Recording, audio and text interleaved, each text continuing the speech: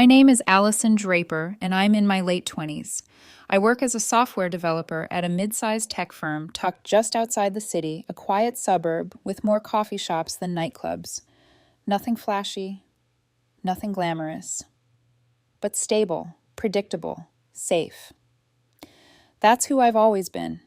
The kind of woman who shows up, follows through, keeps the world steady, even when life tries to shake things loose. 3 years ago, at a low-key backyard barbecue, I met the man who would eventually break me so cleanly that I didn't recognize myself for months afterward. His name was Philip, and he was the opposite of everything I was. Vibrant, social. The type who could laugh with strangers as if they'd known him for decades. While I gravitated toward routine and quiet, he was a storm of charisma, hands flying when he talked, a voice that filled a room. We clicked fast, too fast maybe, but when you've spent your whole life being the calm one, the anchor, there's something intoxicating about someone who lifts you up in their whirlwind. Back then, Philip was working as an account coordinator for a startup. His work world was all events, networking opportunities to be seen. He told stories that sounded like movie scenes. I told stories about debugging systems at 2 a.m. Somehow it worked, or at least I convinced myself it did. 6 months into dating, everything shifted. Philip's company downsized, and he was one of the first to go. The charismatic man who used to speak in bright colors suddenly dimmed. He tried to hide it, but I saw it in the way he paced the apartment, how he clenched his jaw whenever emails went unanswered. So I stepped in. Quietly, naturally. I covered our rent without making it a discussion. I told him, we'll get through this together, and I meant it. I took on extra freelance coding gigs late at night to cover groceries, utilities, everything. I paused a promotion that would have required relocating something I'd worked toward for years because Philip said he wasn't ready to leave his network. So I stayed, for him. I thought that was love, but now looking back, I think it was the beginning of losing myself. Philip leaned on me for emotional support too. When his sister went through a chaotic divorce, I was the one who sat with him until dawn. When his mom had a health scare, I drove him to appointments, made soup, handled logistics, listened through his spirals of worry. Through all of it, I never asked for anything in return. But the cracks were there. The first time he compared me to someone else, it was subtle. We were on the couch watching a Netflix show when he scrolled through Instagram, his endless source of validation and envy. Look at this couple, he said, showing me an influencer pair posing at a rooftop party. They're always doing something exciting. Doesn't it make you want more from life? I laughed it off. I wasn't wired for rooftop parties. My excitement was finishing a project on time or finding a new hiking trail. But I noticed the way he looked at that photo, longing almost envy. Over time, the comparisons grew sharper, more pointed. You should try dressing up more, he'd say. Maybe you could be more social like other girls. Life feels monotonous sometimes. Every word chipped a new line into me. And then there was Sabrina, his ex-girlfriend. Flashy, ambitious, all sharp eyeliner and bold lipstick. She worked in marketing and had a reputation for always knowing the right people, the right events, the right way to be seen. Their history was messy, dramatic, off and on for years. I told myself it was over because Philip insisted it was. But the way she appeared in stories he told in parties he attended, in the comments on his posts, it never quite felt over. If I had trusted my gut, then maybe everything would have been different. But I was still the girl trying to hold the foundation steady while everyone else danced on top of it. Fast forward to the night everything imploded. Our mutual friend Marina was hosting a backyard party. Nothing too fancy. String lights, a fire pit, some music, and about 50 people from overlapping social circles.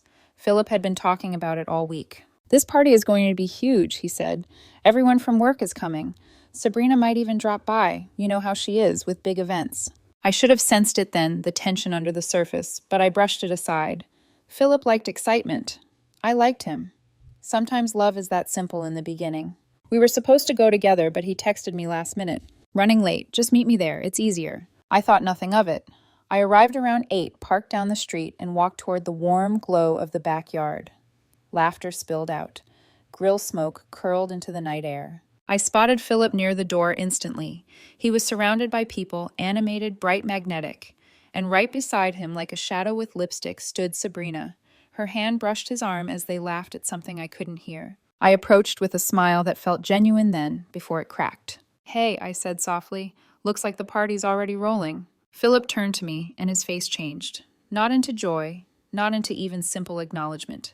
No, his smile dropped like I'd ruined the punchline of a joke. He grabbed my wrist lightly and pulled me aside away from the group. Allison, what are you doing here already? He whispered sharply. I told you I'd text when to come. You said meet you here, I replied. Is everything okay? He glanced back at Sabrina and the other's embarrassment, or something uglier, flickering across his face. Look, he hissed under his breath. Don't talk to me at this party, okay? He paused, but the words still hit like a slap. Embarrassing. With your boring job stories and that outfit? God, Allison, it's like you're trying to disappear into the wallpaper. My breath caught. For a moment, the world tunneled. The lights blurred. My chest burned. After everything, this. He kept going, not even aware he was slicing me open. I need space tonight. Sabrina and the team are here, and I can't have you hovering. Just mingle or something. But stay away from me. Years of coding under pressure had taught me how to stay calm externally, even when chaos struck. So I swallowed the shaking inside and nodded. Deal, I said quietly. He smirked like he'd won something. Good. I turned around and walked straight through the gate, through the noise, past the laughter, back into the street. No scene, no confrontation, just leaving with the last of my dignity. An hour later, my phone buzzed. Where did you go? Come back. The party is heating up. I stopped walking, stared at the screen, felt the hurt boil into something clear and cold. My reply was simple. Somewhere I'm not embarrassing. And then I blocked his number. I didn't sleep the night after the party. My apartment felt too quiet, too hollow, like every corner echoed with the memory of things I had tolerated for far too long. I lay on the couch, replaying everything, his tone, his smirk, the word embarrassing, ringing in my head like a cracked bell. By morning, exhaustion had settled over me like a heavy coat, but beneath it was something new. Clarity. Not strength, not yet, but the early shape of it. The tremor before transformation. By noon, I made my decision. While Philip was presumably still asleep or nursing a hangover somewhere, I packed the essentials into 2 suitcases and a backpack. My laptop, clothes, my toothbrush, a few favorite books, a framed photo of me and my dog from years ago. Everything else replaceable. Or better off, left behind. I didn't slam doors. I didn't write notes. I didn't text mutual friends or ask for opinions. I didn't ask Philip for permission to leave the life I helped him build. I simply walked out. The afternoon sun was unforgiving, but it made me feel awake, alive even. I dragged my suitcases to my car, loaded everything in, and drove to a long-term, extended-stay hotel on the edge of downtown. Cheap, functional, a little depressing, but safe. That night, lying on a lumpy mattress, the neon light from the parking lot flickering through the curtains, I let myself cry for the first time, not because I missed him, because I finally stopped lying to myself about who he really was and who I had become while loving him. Over the next few days, I poured myself into the ordinary routines that kept my mind steady. Work, gym, cooking simple meals in the tiny kitchenette, washing dishes by hand. I told colleagues I'd moved for convenience, and they nodded without probing. My life shrank to silence and necessary tasks, and strangely it helped. But the universe rarely lets you heal quietly when someone like Philip is involved. On day 4, Marina, the party host, texted, "Hey, everything okay? Philip said you bailed early." I stared at the message for a long time before responding. Just wasn't feeling it. All good. Simple. Neutral. No need to feed the rumor mill. She didn't push. But others did. A few days later, my oldest friend, Eva, called. She had that knowing tone in her voice. I saw photos from Marina's party, she said carefully. Sabrina was all over him. I closed my eyes. Yeah, I saw. You deserve better, she said. And he's an idiot. I didn't disagree. But I also didn't have the emotional space to unpack the truth. Sabrina wasn't just an ex-girlfriend. She was the woman Philip turned to whenever he craved excitement, attention, validation. The gravitational pull he never truly escaped. A hurricane he insisted was a summer breeze. So it didn't surprise me when the whispers started circulating through mutual acquaintances. Philip and Sabrina were suddenly hanging out every other night. They were showing up together at events. Someone spotted them at a rooftop lounge with his hand on her waist.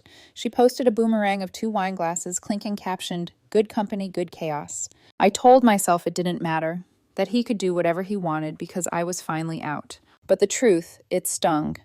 Not because I wanted him back, but because I realized I'd been replaced before I even walked out the door. Still with distance came clarity, a lot of it. Every morning, I woke up a little stronger. I signed up for a certification course I'd been putting off for years. I went to the gym more consistently, nothing intense, just movement to shake the anxiety loose. I read sci-fi books at night instead of scrolling through social feeds looking for signs of betrayal. People underestimate the power of a simple routine. It rebuilds you one quiet moment at a time. 2 weeks in, I found a small studio for rent downtown, big windows, creaky floors, barely enough space for a bed and a desk. Perfect. Mine. Nobody else's name on the lease. Nobody pretending to be embarrassed by me. And yet, Philip lingered like a shadow. Not directly, he was still blocked, but mutual friends filled the silence with updates I never asked for. Have you heard from Philip lately? He and Sabrina are basically inseparable. I think they're seeing each other. She posted a story with his jacket around her shoulders. People like to share other people's heartbreak, even when the person doesn't want the scraps. I stayed polite, non-committal. Hope it works out for them, I'd say. And I meant it. Mostly.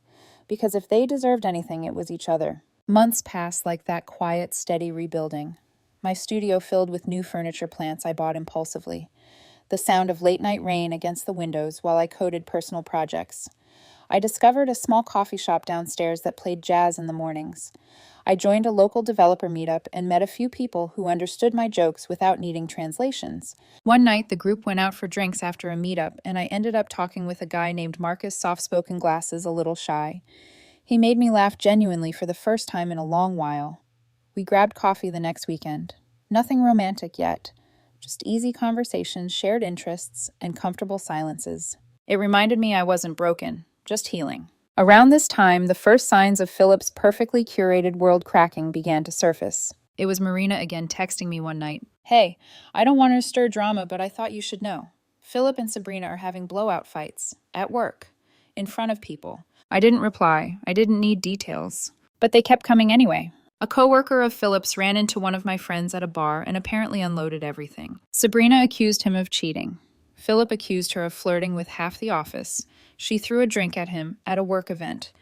Management reprimanded them for unprofessional behavior. Someone overheard him crying in a conference room. Drama, chaos, desperation. Exactly the storm he always chased, and now it was swallowing him whole. I should have felt vindicated, but mostly I felt sad. Not for him, but for the version of me who once believed she could fix someone who didn't want to be steady. Still, a small voice inside whispered something I couldn't quite name yet. Something sharp, prophetic. He's going to come back. Because men like Philip always came back. When the excitement faded. When the consequences landed. When they remembered the woman who held them together while they were busy trying to impress the world. He wasn't mine anymore, but his unfinished shadows were already moving toward me. The first attempt came quietly, like a loose thread tugging at the edge of a sweater. Not a grand apology, not some dramatic gesture, just a whisper through the grapevine that felt too deliberate to be coincidence. It started with Mike, one of Philip's old college friends, who had always been more neutral than loyal. He messaged me on a random Thursday evening. Hey, Allison. Got time for coffee this weekend. Need to talk about something. I almost ignored it. Almost. But curiosity slipped through the cracks of my resolve, so I agreed to meet him at a small cafe near my apartment, a place with mismatched chairs and a chalkboard menu cluttered with half-erased specials. When Mike arrived, he looked uneasy. He kept fidgeting with the cardboard sleeve of his coffee cup. No small talk, no warm-up. Allison, he finally said, voice low. Philip's not. Doing great. I didn't respond. I just waited, hands wrapped around my mug, steam curling into the air between us. He continued, it's bad. The thing with Sabrina, it's blowing up. I stayed silent, but the words pricked a part of me I wish didn't still exist. The part that had once vowed to take care of Philip through everything. Mike leaned forward. She's cheating on him, apparently with 2 different guys from their marketing team, and she doesn't even hide it. He hesitated before adding, and she's pretty verbally abusive, like humiliating him in public, screaming at him in the office, throwing things. HR has had multiple complaints. A flicker of irony slid through me like a cold breeze. Philip had always said he needed excitement. I wondered if this was what he meant. Mike wasn't done. There was, a scene at a bar last weekend. She slapped him, called him pathetic. Someone recorded it. It made the rounds in their office Slack before HR deleted it. A tiny part of me, deep, quiet, and sharper than guilt, whispered karma never misses a deadline. But I didn't let the satisfaction show. I'm sorry he's going through that, I said softly, neutrally. Mike exhaled, relieved. He's been asking about you. This time the words actually pierced. And about me. Yeah, Mike said. He keeps saying he messed up with you, that he regrets how he treated you, that you were the only real thing he ever had. My jaw tensed so subtly I hoped it didn't show. He, doesn't know how to reach you, since you blocked him. Good, I said, surprising myself with the steadiness in my tone. It needs to stay that way. Mike nodded slowly. I get it. Just thought you should know. When he left, the air felt different, heavier, charged, like the universe was inhaling before a storm. And I wasn't wrong. The first call came 2 nights later. Unknown number. I nearly let it ring. But something in me, morbid curiosity closure old wounds, made me swipe to answer. I didn't say anything. Allison Phillips' voice cracked through the speaker. For a moment, the sound of his voice pulled at old muscle memory like hearing a familiar song after years of silence. But then I remembered the party, the smirk, the word embarrassing. What do you want, Philip? I asked. He sighed shakily. Please don't hang up. I need to talk to you. I waited silent. He swallowed. I miss you. A bitter laugh almost escaped me. You miss stability, I corrected softly. Not me. No, it's not like that, he rushed. Things have been really bad. Sabrina. She's not who I thought she was. She's been cheating, lying, picking fights over nothing. I can't trust her. She's tearing my life apart. I closed my eyes. There it was, the rewriting of history, the subtle attempt to soften his own betrayal. Philip, I said quietly, you chose her. I made a mistake, he insisted. A huge one. You were always there for me. You were God Allison. You were the best thing that ever happened to me. A younger version of me would have melted. The version who made soup when he was sad. The version who skipped promotions. The version who believed she could be enough for someone who needed the world's applause. But that girl had packed her suitcases weeks ago. I breathed in before saying, calm as a winter morning. That's not my problem anymore. He went silent. I heard at the sharp intake of breath the disbelief. I want to make things right, he whispered. Then respect that I'm not your backup plan. Allison, please. I hung up. Then I blocked that number too. My hands trembled, but not from sadness. From the adrenaline of reclaiming something I had handed away too easily, my self-respect. For a week, the silence returned. But this time it wasn't peaceful, it was anticipatory, like the air before lightning strikes. It didn't take long. The second attempt was uglier. A string of texts from another unknown number. I'm sorry, please talk to me. I need you. Sabrina hit me last night. I don't know what to do. You're the only person who ever cared about me. My stomach twisted not in sympathy, but in recognition. This wasn't love. It was desperation dressed as sentiment. I deleted the messages without replying. Blocked. Again. But Philip wasn't done, not even close. 2 days later, the toxic reinforcements rolled in. His sister Kara called from her number, a person who had always treated me like a placeholder. Someone Philip would upgrade from eventually. I answered because I didn't recognize the number. Allison, she snapped immediately. What is wrong with you? I blinked. Excuse me. Philip is miserable, she barked. He's falling apart, and you're just... what? Ignoring him. Acting like you're too good for him now. I let the silence speak for me. She continued louder. If you hadn't been so boring, so predictable, he wouldn't have gone looking for excitement. You pushed him away. Ah, there it was. The family narrative.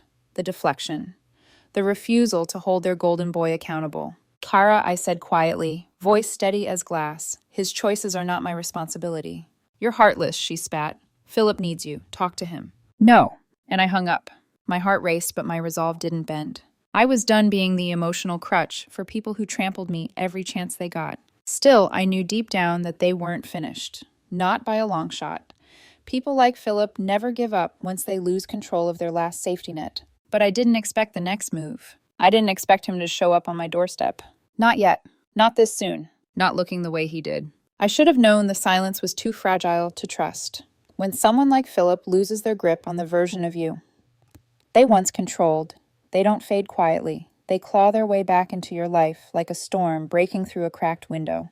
It happened on a gray Saturday afternoon, the kind where the clouds hang low and the world feels muted. I had just finished reorganizing my tiny studio, folding laundry watering plants, wiping down my small kitchen counter, when a sudden sharp knock rattled my door. 3 quick hits, a pause, then 2 more. Insistent, demanding, uninvited. A cold weight settled in my stomach. No one knocked on my door unannounced. Not here, not in this building where neighbors minded their own lives. I approached quietly, heart thudding, pressed my eye to the peephole, and froze. Philip! He stood there in the dim hallway, shoulders slumped, hair unkempt, face drawn and haggard. His clothes were wrinkled like he'd slept in them for days. Behind him, slightly off to the side, was Kara, arms crossed, face twisted with irritation, tapping her foot as if she were the one inconvenienced.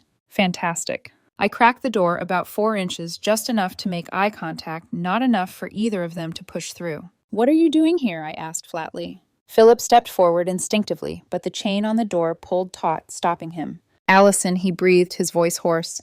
"Please, can we come in? I need to talk to you." "No," I said immediately. "Say whatever you need to say from there." Kara scoffed loudly. "Seriously, you're going to be dramatic now." I ignored her. Philip rubbed a hand over his face, looking exhausted. "I know showing up is a lot. I get that, but everything's falling apart. Sabrina kicked me out. I've been sleeping on Kara's couch for a week." "Because he let her treat him like garbage," Kara snapped, cutting him off. "You're overreacting, Philip. You just need to get your life together. Talk to her. Fix things." Philip shot her a glare before turning back to me, eyes glassy. "Allison, I'm sorry for everything. I was stupid. I was shallow. I let Sabrina manipulate me. I didn't see what I had until—" I raised a hand, stopping him. "Philip, don't rewrite history. You weren't manipulated. You made choices." He flinched. I know I did. But I regret them. I regret that night. I regret how I spoke to you. I was insecure and cruel," I finished. His jaw trembled. Kara rolled her eyes dramatically. "Oh, please. You act like he committed a crime. It was one party. Get over it already." My gaze slid to her, cold and sharp. "You don't get to define my pain." Kara opened her mouth to retort, but Philip lifted a shaky hand to silence her. He stepped closer, slowly, carefully, until he was as close to the door as the chain allowed. His voice broke as he said, "Allison, I need you. I need the stability you gave me. I need someone who cares." The word need echoed like an alarm bell. Not love, not accountability, not remorse for the months of emotional neglect. Just need. The need for a lifeline, a landing pad, a caretaker. I sucked in a breath. "Philip, you don't miss me. You miss having a soft place to fall." "That's not true," he whispered desperately. "I loved you. I still loved me." I repeated, not mocking, but dissecting. Past tense, Philip. "You loved the version of me who bent my life around yours, who canceled promotions, who covered rent, who absorbed your storms without asking you to face them." His eyes filled with tears. "I can change." "No," I said gently but firmly. "You can't. You want comfort, not change." Kara threw up her hands. "Unbelievable. My brother comes here vulnerable, destroyed, asking for forgiveness, and you're acting like some cold robot." My lips tightened. "Forgiveness doesn't require reunion." "Ugh," she muttered. "You've always been too sensitive. That's your problem." The irony almost made me laugh. Philip grabbed the doorframe as if grounding himself. "Please, Allison, let me in. Just talk to me.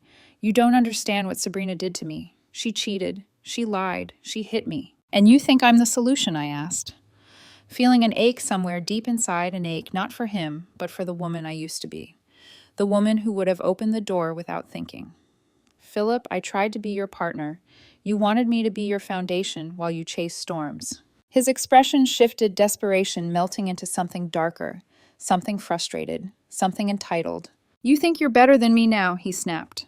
"Just because you got a tiny apartment and a gym membership?" Kara smirked, approving his sudden spine. There it was, the man underneath the begging. The man who only saw value in me when I was serving him. I met his glare with steady calm. "I think I'm better without you." His breath hitched, half a gasp, half a wounded sound. He looked like someone had punched him. "Allison, don't do this. Don't throw us away." "You threw us away the moment you decided I wasn't good enough to stand beside you." He shook his head wildly. "I was drunk. I was trying to impress people." "And you succeeded," I said softly. "Just not in the way you intended." His voice rose. "I can't lose you." "You already did." A long, cold silence filled the hallway. Kara muttered something under her breath, but for once didn't interrupt. Finally, Philip's face hardened, not angry, not yet, but pride wounded, ego bruised. The shift was unmistakable. "So that's it?" he asked quietly. "You're done?" "Yes." He stared at me like the world had betrayed him, like I had betrayed him, like the consequences of his own behavior were somehow my fault. Then he said the words I knew were coming, the ones people say when they realize they no longer have power over you. "You'll regret this." I didn't even blink. No, Philip. That's your line, not mine. I closed the door, locked it, listened as their footsteps receded down the hallway. Then I let out a long, shuddering breath. Not out of fear, not out of sadness, out of release. Because in that moment, with the door locked between us, I realized something profound. I wasn't healing from Philip anymore. I was healed. But life wasn't done testing me. Not yet. Because the final confrontation, the one that would seal all of this, was still waiting for me. At a wedding, under string lights, with dozens of witnesses, and with the last thread of our story dangling ready to snap. 6 months passed. 6 months of a life rebuilt not in grand gestures or dramatic turning points, but in the quiet consistency of choosing myself every single day. Morning sunlight through my studio windows. Jazz humming softly from the coffee shop downstairs. New routines, new people, new peace. For the first time in years, my life felt like mine. My job was thriving. I'd earned a promotion I didn't have to sacrifice for anyone. My apartment was still tiny, still creaky, still imperfect, but it was my sanctuary. My plants were alive. My savings account was growing. My shoulders no longer hurt from carrying someone else's emotional weight. And most surprising of all, I wasn't afraid of letting new people into my life. By spring, Marcus, the quiet guy from the developer meetup, had become more than a friend. It started with coffee after events, then weekend walks, then slow, easy conversations that didn't feel like performing or surviving. He was considerate, grounded, thoughtful. The opposite of chaos. The opposite of Philip. He never made me feel too quiet or too simple or too steady. He made me feel enough. But the world has a cruel sense of timing. Just when you think you've fully shed your past life hands you a moment to prove it. That moment arrived in the form of a cream-colored envelope with elegant cursive, Marina and Daniel, wedding invitation. My stomach twisted. Marina was our mutual friend, the same friend who'd watched Philip and Sabrina swirl in drama for months. I almost threw the invite away. But Marcus, reading my hesitation, gently touched my arm. "You don't have to go," he said, "but you also don't have to hide." He was right. Avoidance wasn't healing. It was postponing. So I RSVP'd yes. The venue was a garden estate just outside the city. All twinkle lights, white chairs, soft music drifting through the spring air.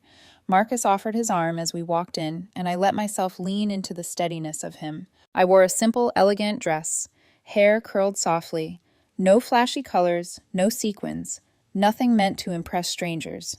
Just me, comfortable, confident, finally whole. As we found our seats for the cocktail hour, I felt eyes on me, a familiar prickle at the back of my neck. I turned. Philip stood across the lawn. And he looked small. Not physically, he wasn't hunched or sickly, but emotionally.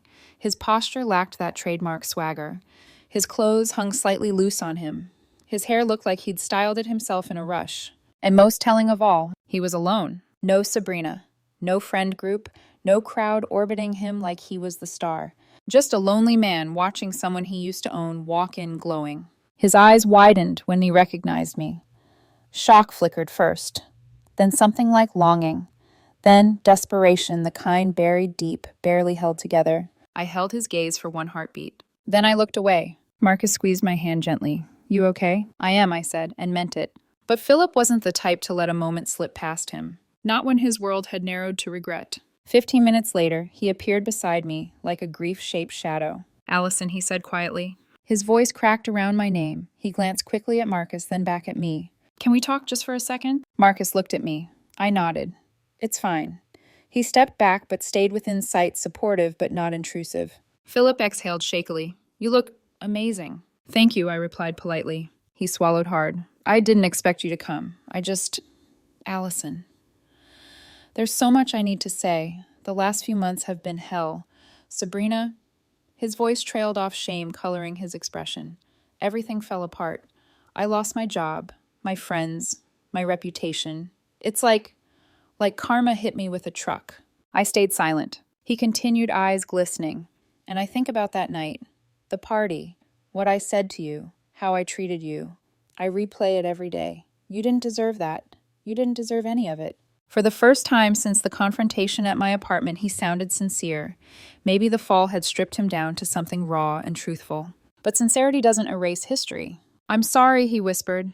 "I'm so, so sorry. I want another chance. We were good together. You grounded me. You made me better. I can be better now. Please, Say we can try again. His eyes searched mine, pleading. Across the lawn, a string quartet played something soft. Guests laughed, glasses clinked. The world kept moving, blissfully unaware of the wreckage between us. I took a slow breath. Philip, I said quietly when you told me I was embarrassing. That moment didn't break us. It revealed us. He blinked. I continued, voice steady, clear. You chased excitement, and it cost you everything. Not because excitement is bad, but because you can't build a life on chaos. You can't build love on instability. You wanted someone to admire you, not someone to grow with you. He shook his head. That's not true. It is, I said firmly. And the worst part is, I let myself become small to fit into your world. I dimmed parts of myself so you could shine. He looked stricken. Now, I said, gesturing subtly toward Marcus, who was watching me with quiet patience, I don't have to shrink anymore. Philip followed my gaze. Realization hit his face like a slap. Jealousy, pain, panic. Who is he? Philip rasped. My boyfriend, I answered simply. Philip shut his eyes for a moment, breathing unevenly. Allison, please, don't do this. We had something real. We did, I said. But real doesn't always mean right. But we can fix it. No, I corrected softly. You want what I used to give you. Support, stability, validation. But Philip, I leaned in slightly, voice cool and devastatingly calm. I'm not your safety net anymore. He inhaled sharply like the air had been knocked out of him. I loved you, he whispered. That was the first honest thing he'd said all night. I believe you, I said.